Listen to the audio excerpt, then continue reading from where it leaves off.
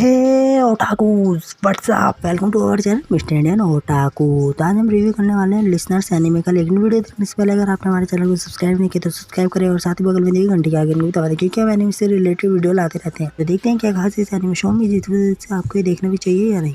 तो चलिए शुरू करते हैं।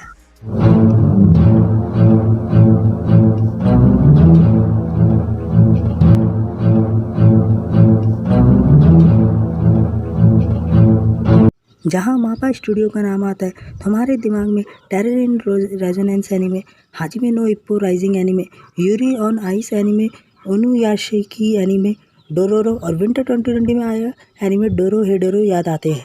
पर ऐसा नहीं है कि मापा स्टूडियो ने कोई ऐसा एनिमे नहीं बनाया है या फिर कोई ऐसे एनिमे सीरीज़ नहीं बनाई है जो चले ना हो, क्योंकि ऐसा कोई स्टूडियो नहीं है जिसने हमेशा हिट एनिमे शोज़ हमारे सामने पेश किए हैं। लिसनर्स एनिमे मापा स्टूडियो का ओरिजिनल एनिमे है, जिसका प्लॉट फॉलो करता है एक ऐसे पोस्ट एपोकैलिप्टिक वर्ल्ड में जहां ह्यूमंस को एयरलेस नाम के थर्ड क्लास मॉन्स्टर से प्रोटेक्ट करते हैं सो कॉल्ड प्लेयर्स अपने रोबोट्स की मदद से, जिन्हें वो इक्विपमेंट कहते हैं।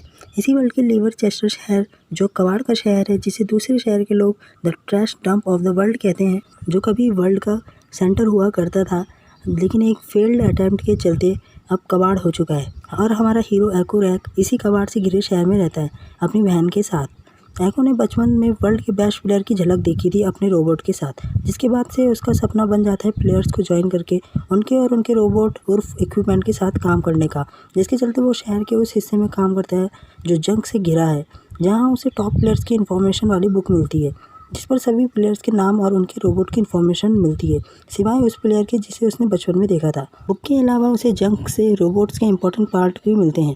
फिर उसे एक दिन उस गार्बेज के बीच किसी चीज़ के अंदर एक लड़की बेहोशी की हालत में मिलती है, जिसके पूरे लक्षण होते हैं प्लेयर्स होने के, क्योंकि वो एक पोर्ट होता है जो प्लेयर को इक्विपमेंट से कनेक्ट करता है। साथ ही उसने बेल्ट पहनी होती है जो प्लेयर्स पहनते हैं, पर उसके होश आते ही पता चलता है कि उसे कुछ भी याद नहीं है, यहाँ तक कि अपना नाम भी, जो कि उसकी कंडीशन को देखकर मुझे लगा ही था। जिसके बाद हमें यकीन हो जाता है कि वो लड़की प्लेयर है। जब शहर में एयरलेस का हमला होता है जो प्लेयर्स की तरफ अट्रैक्ट होते हैं, जहां एको और वो लड़की एको के जंग पार्ट से बनाए हुए रोबोट और इक्विपमेंट की मदद से एयरलेस को ख़त्म कर देते हैं। जिसके बाद एको और हमारी हीरोइन, जिसका नाम मियू, हमें पता चलता है सारे ह्यूमंस को एयरलेस से प्रोटेक्ट करने के लिए, साथ ही प्लेयर्स और इक्विपमेंट के बारे में और जानने की जर्नी पर चल पड़ते हैं, जहाँ उन्हें मियू और वर्ल्ड के बेस्ट प्लेयर के बीच की रिलेशन के बारे में भी पता चलेगा। ये तो बात हो गई एनिमे के प्लॉट की। अब पहले बात कर लेते हैं एनिमे के टाइटल पर, जो लिसनर्स क्यों रखा है जब उसमें म्यूज़िक मेन कंटेंट है ही नहीं।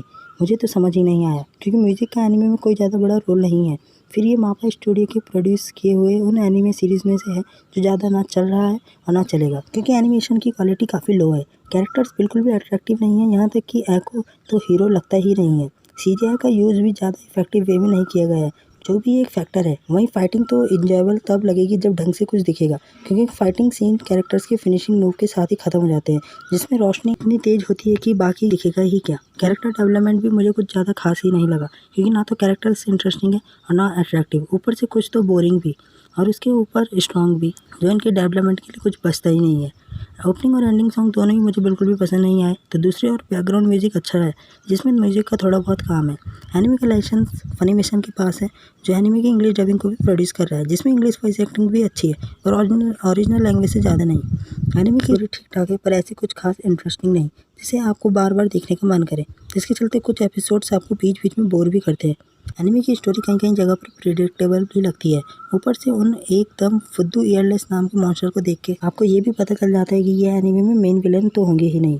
लास्ट में मैं आपसे इतना ही कहना चाहूँगा कि जितना हो सके आप इस एनिमे से दूर ही रहिए, क्योंकि मापा स्टूडियो के इस ओरिजिनल एनिमे सीरीज़ में वो बात नहीं है कि यह आपको अपनी तरफ खींच सके। तो आज के लिए बस इतना ही। अगर आपको हमारी वीडियो अच्छी लगी तो वीडियो को लाइक कीजिए, कमेंट कीजिए, शेयर कीजिए और सब्सक्राइब ना करने की गलती तो बिल्कुल भी ना करें। और अगर सब्सक्राइब कर ही लिया तो साथ में दिए गए घंटी के आइकन को भी दबा दें, ताकि हमारी आने वाली वीडियो की नोटिफिकेशन आपको मिलती रहे। तो मिलते हैं फिर अगली वीडियो में। Till then stay at home, stay safe, take care and good bye.